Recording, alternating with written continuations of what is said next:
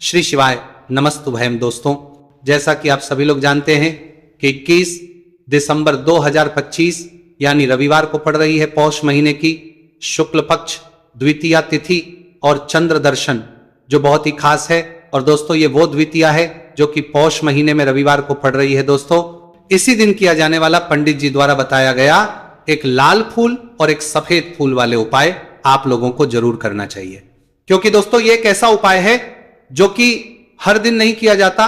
पौष महीने में जो रविवार की द्वितीया तिथि आती है उसी दिन किया जाता है। अगर आप लोगों ने इस उपाय को नहीं किया है या किसी कारणवश नहीं कर पाए हो तो इस पौष रविवार द्वितीया तिथि के दिन इस उपाय से मत चूकना। दोस्तों देखिए, ये दिन इतना खास होता है, इतना महत्वपूर्ण होता है। देखा गया है कभी कभी बड़े बड़े पूजा पाठ अनुष्ठान से जो मनोकामना पूर्ण नहीं होती है, वह पौष रविवार के दिन एक छोटे से करने से ही आपकी मनोकामना पूर्ण हो जाती है। और बहुत सारे लोगों ने इस उपाय को किया भी है और उनको इस उपाय को करने का फल भी जरूर मिला है। अगर आप लोग भी इस उपाय को इस रविवार के दिन करना चाहते हैं तो आप इस उपाय को पहले अच्छे से समझ लेना, सुन लेना, उसके बाद करना। आपको इस उपाय का फल जरूर मिलेगा, आपकी सभी मनोकामनाएं पूरी हो जाएंगी। दोस्तों, हम आपको यहां पर बता दें कि ये जो एक लाल फूल और एक सफेद फूल वाले उपाय है, ये उपाय पंडित जी ने अपनी अभी की सीहोर की कथा में ही बताया है। उपाय को करने से आपके घर में चाहे किसी भी प्रकार की दुहक और समस्या क्यों ना चल रही हो, आपको उसका कारण भी नहीं पता है कि भाई ये समस्या किस कारण से चल रही है। उसका कुछ भी कारण हो सकता है, जैसे पितृदोष हो सकता है, काल सर्प दोष हो सकता है, या किसी भी तरह का मंगल दोष भी हो सकता है, और भी बहुत तरह के दोष होते हैं, कुछ भी हो सकता है। पर आपको इस उपाय को करने के लिए अपने दोष को पता लगाने की भी जरूरत है। आपके घर में किस कारण से इतनी दुख और परेशानी आ रही है वो भी आपको पता लगाने की जरूरत नहीं है। बस रविवार को द्वितीया तिथि के दिन इस उपाय को कर लेना है, क्योंकि इसी एकमात्र उपाय को करने से आपके पूरे घर परिवार में सुख और शांति हो जाएगी। आपके घर में अच्छे अच्छे काम होने लगेंगे। आपकी जो भी मनोकामना होगी वो भी धीरे धीरे करके पूर्ण होना शुरू हो जाएगी।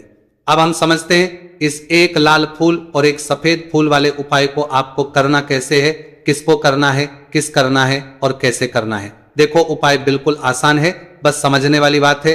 ध्यान से समझिए, उसके बाद ही आप लोग जो है इस उपाय को जरूर कीजिएगा। सबसे पहली चीज हम लोग ये समझते हैं कि इस एक लाल फूल और एक सफेद फूल वाले उपाय को इस आने वाली रविवार द्वितीया तिथि के दिन किसको करना है।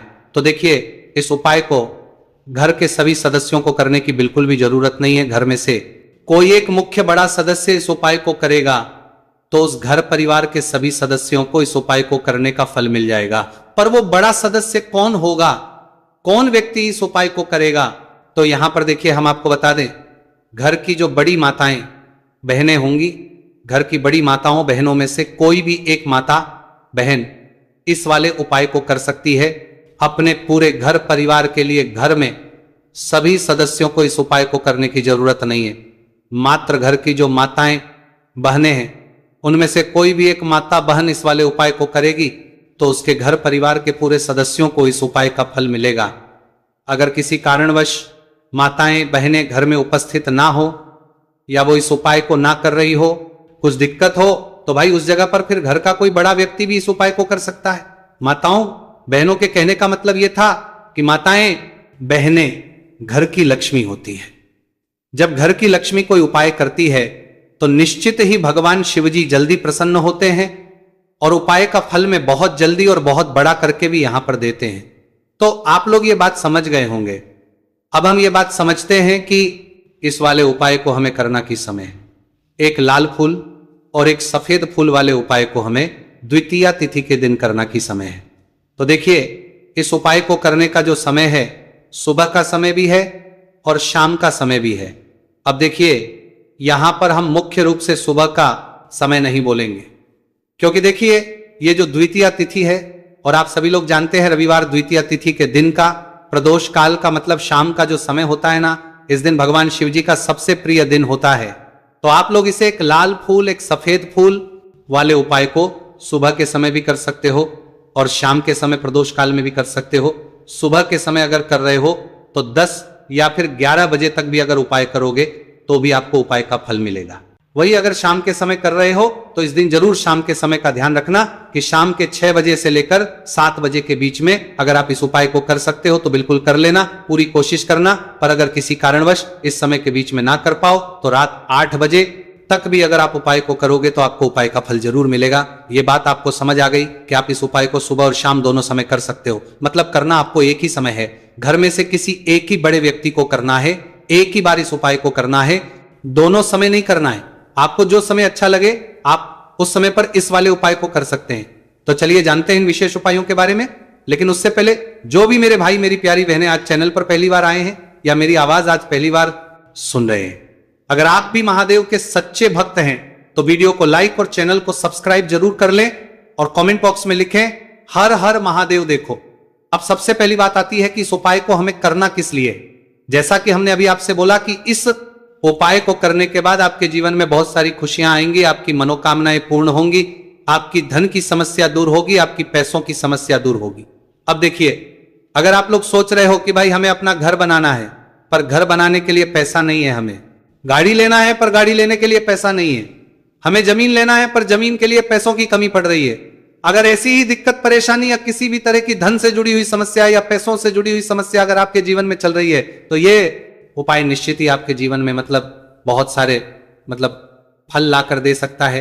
इसीलिए अगर आपके घर में बहुत ज्यादा दिक्कत समस्या परेशानी चल रही है, धन से जुड़ी हुई, पैसों से जुड़ी हुई, धन की बहुत ज्यादा कमी आ रही है, पैसों की आवक नहीं हो रही है, तो भाई आप लोगों को इस वाले उपाय को जरूर करना चाहिए। घर में से किसी एक भी बापते व्यक्ति को अब इस उपाय में करना क्या है वो सबसे पहले हम लोग जान लेते हैं। उपाय की सामग्री हम लोग सबसे पहले जानते हैं कि इस उपाय में किस किस चीज की आवश्यकता पड़ेगी। तो देखिए, उपाय का नाम तो एक लाल फूल और एक सफेद फूल वाला उपाय है, पर इस उपाय में कुल मिलाकर 4 सामग्री हमें लगने वाली, जो कि पंडित जी ने खुद सीहोर वाली कथा में बताया है। और जो हम आपको उपाय बताते हैं वो पंडित जी द्वारा बताए गए होते हैं, अलग से हम कुछ भी नहीं बताते हैं। तो यहां पर हम लोग समझते हैं कि इस उपाय की सामग्री क्या है। तो देखो, उपाय की जो सामग्री है वो 4 सामग्री है, जिसमें से सबसे पहली सामग्री है एक बेलपत्र। देखो, बेलपत्र क्या होती है? बेलपत्र जो शिव की शिवलिंग पर चढ़ती है। दूसरी चीज है एक शमी पत्र, शमी पर शिवलिंग पर ही चढ़ता है। तीसरी चीज है दोस्तों एक लाल फूल, उपाय का नाम है। तो एक यहां पर आपको लाल फूल लेना है। अब ये लाल फूल कौन सा लेना है? देखो, शिवलिंग के ऊपर जो लाल फूल चढ़ता हो उनमें से कोई भी एक लाल फूल पसंद कर लेना और वो कहीं से तोड़कर या कहीं से खरीद कर लेकर आना और उस लाल फूल को उपाय में प्रयोग कर लेना। उसके बाद में एक सफेद फूल का विशेष रूप से ध्यान रखना, जो सफेद फूल शिवलिंग पर चढ़ता हो सिर्फ वही सफेद फूल लेकर आना, इसके अलावा कुछ मत लेकर आना, लेकिन केतकी का मत लेना। तो एक एक मात्रा में ही आपको ये चारों सामग्री चाहिए, एक बेलपत्र, एक शमी पत्र, एक लाल फूल और एक सफेद फूल। ये चारों सामग्री आप लोग तैयार करके रख लें प्रदोष काल में या सुबह के समय जब भी आप इस उपाय को कर रहे हैं। जैसे ही आपके उपाय की सामग्री तैयार हो जाती है तो क्या हम सीधा उपाय को करने के लिए इन चारों सामग्री को उपाय करने के लिए जा सकते हैं? नहीं, तो यहां पर आपको इस बात का ध्यान रखना है कि हम भगवान शिव जी को प्रसन्न करने के लिए तो जा रहे हैं, हम अपनी मनोकामना को पूर्ण करवाने के लिए तो जा रहे हैं, पर हमें यह दर्शाना बिल्कुल भी नहीं है कि हम सिर्फ अपने फायदे के लिए भगवान शिव जी के मंदिर में आए हैं। इसलिए हम इस उपाय को करने के साथ साथ में भगवान शिव जी की पूजन अर्चना के लिए कुछ सामग्री भी जरूर लेकर जाएंगे। जैसे कि सुबह समय अगर आप उपाय को कर रहे हो, इस एक लाल फूल और एक सफेद फूल वाले उपाय को, तो भाई सुबह के समय आपको एक लोटा जल लेकर जाना है। जो लोग प्रतिदिन शिव जी के मंदिर जाते हैं, पूजन अर्चना करते हैं, जल चढ़ाते हैं, फूल बेल पत्र सब कुछ चढ़ाते हैं, भाई वो अपनी पूजन अर्चना वैसी की वैसी ही करना। बाकी जो सिर्फ उपाय को करने के लिए जा रहा है, जो कुछ भी लेकर नहीं जा रहा है, उसे कम से कम एक लोटा जल अपने घर से भरकर लेकर जाना अगर आप उपाय को कर रहे हो, है ना? क्योंकि इस वाले उपाय को आप भगवान शिव जी की पूजन अर्चना करने के बाद ही करना। वहीं अगर बात करें शाम के समय की, अगर कोई व्यक्ति शाम के समय प्रदोष काल में इस वाले उपाय को कर रहा है तो भाई आपको मात्र एक घी का दीपक तैयार करना है। ये बात हम हमेशा बोलते हैं, शाम के समय प्रदोष काल में कोई कर रहे हो ना तो दीपक का विशेष महत्व होता है। रविवार द्वितीया तिथि दिन का प्रदोष काल में जो भी व्यक्ति दीपक जलाता है ना भगवान शिव जी के मंदिर में, भाई उसके जीवन से सारी दुख और परेशानियां भी दूर होती है। तो भाई इस दिन दीपक का विशेष रूप से ध्यान रखना आप लोग। अगर आप इस उपाय को शाम के समय प्रदोष काल में कर रहे हो, है ना, ये जो दीपक आप लोगे ये आटे का लोगे, जो आटा आप गूंद दोगे उसके अंदर कुछ भी मत डालना, मात्र साधा आटा लगाकर उसे तैयार कर लेना और एक मीडियम साइज का दीपक तैयार कर लेना। दीपक ना ज्यादा छोटा हो ना ज्यादा बड़ा हो, है ना। उसके बाद में दीपक आपका तैयार हो जाए तो इसके अंदर जो बत्ती रखोगे वो गोल बत्ती रखोगे। देखो गोल बत्ती भी दो तरह की होगी, एक बाजार की और एक घर वाली। तो कोशिश करना अपने घर में जो रुई रखी हुई है उस रुई से आप लोग एक गोल बत्ती अपने ही हाथों से बनाओ। उपाय का फल अच्छा मिलता है। भगवान शिव जी जल्दी प्रसन्न होते हैं। जब हम किसी भी उपाय को अपने हाथों से परिश्रम करके तैयार करते हैं तो आपको उस दीपक के अंदर एक गोल बत्ती रख देनी है।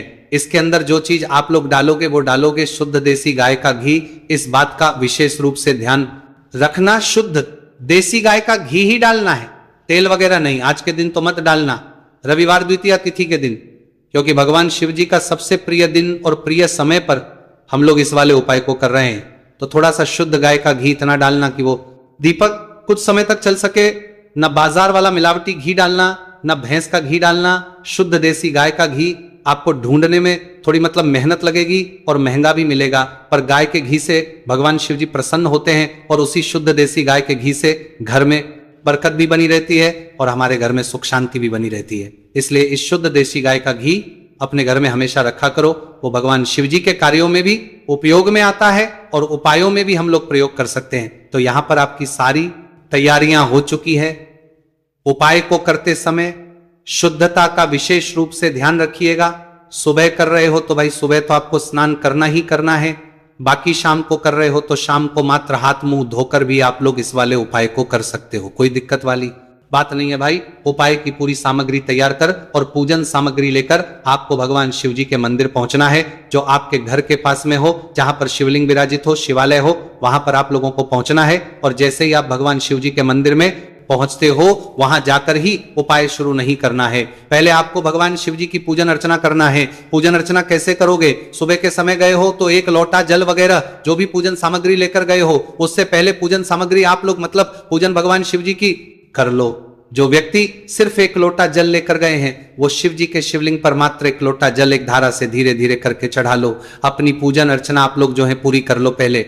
उसी के बाद अगर आप शाम के समय कर रहे हो तो पहले जाकर बैठना है भगवान शिव जी के शिवलिंग के पास में। आप जो दीपक तैयार करके लेकर आए हो उस दीपक को पहले जलाना है। ये जो दीपक आप लोग जलाओगे ना, ये किसी और की माचिस से मत जला, अपनी ही माचिस अपने ही घर से लेकर आना और इस दीपक को अपने ही माचिस से जलाना।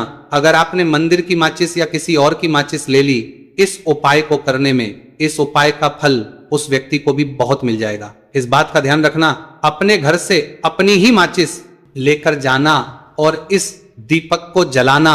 दीपक को जलाने के बाद भगवान शिव जी की शिवलिंग के पास में रख देना। शिवलिंग के इतना पास में मत रखना कि शिव जी को आंच लगे, थोड़ी सी दूरी बनाकर ही जो है इस दीपक को शिवलिंग के पास में आप लोग रख दीजिएगा। अब जैसे ही आपकी पूजन अर्चना हो जाती है भगवान शिव जी के शिवलिंग के सामने या आसपास कहीं पर भी बैठ जाइए उपाय को करने के लिए। और उपाय को करने से पहले आप लोग अपनी वो चारों पूजन सामग्री निकाल लीजिए। उपाय की जो सामग्री है वो निकाल लीजिए और भगवान इसे शिव जी के शिवलिंग के ऊपर एक माता अशोक सुंदरी जी का स्थान देख लीजिए। माता सुंदर जी का जो स्थान होता है वो जलाधारी के ऊपर होता है, जलाधारी के बिल्कुल बीचों बीच में होता है।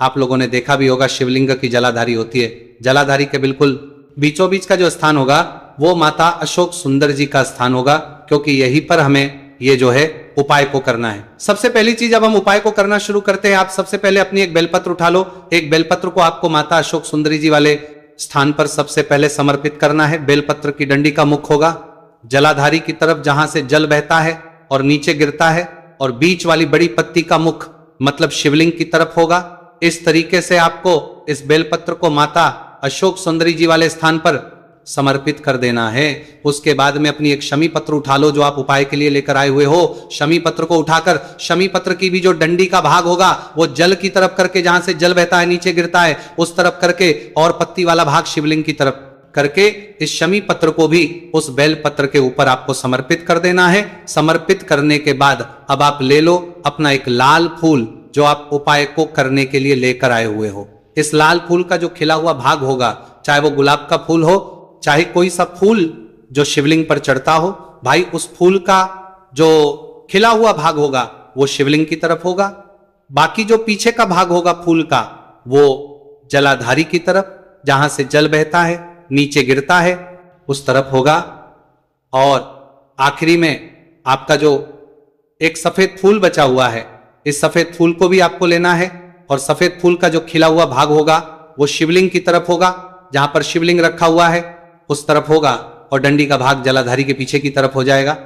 मतलब जो जहां से जल बहता है और नीचे गिरता है, जब आप एक बेलपत्र, एक शमी पत्र और एक लाल फूल, एक सफेद फूल चढ़ा रहे हो, तो उस समय आप लोगों को कांता भगवान या कांता चक्र का नाम लेते हुए ही जो है इस उपाय को करना है, और भगवान शिव जी और नारायण जी का स्मरण करते हुए ही इस उपाय को आपको करना है। तो जब भी आप एक बेलपत्र, एक शमी पत्र, एक लाल फूल और एक कमी हो रही है, जो भी दुख और समस्या परेशानी चल रही हो आपको अपनी, वो दुख और जो है भगवान शिव जी से उपाय को पूरा करने के बाद वहीं पर पास में बैठकर बोल देना है, हाथ जोड़ के आंखें बंद करके अपनी परेशानी और श्री शिवाय नमस्तुभयम का जाप करना है। दोस्तों, आज हमने इस वीडियो में कुछ उपाय बताए हैं जो आपको करने हैं। अगर आपको वीडियो अच्छी लगी हो तो वीडियो को 1 लाइक और चैनल को सब्सक्राइब जरूर करें। हर हर महादेव।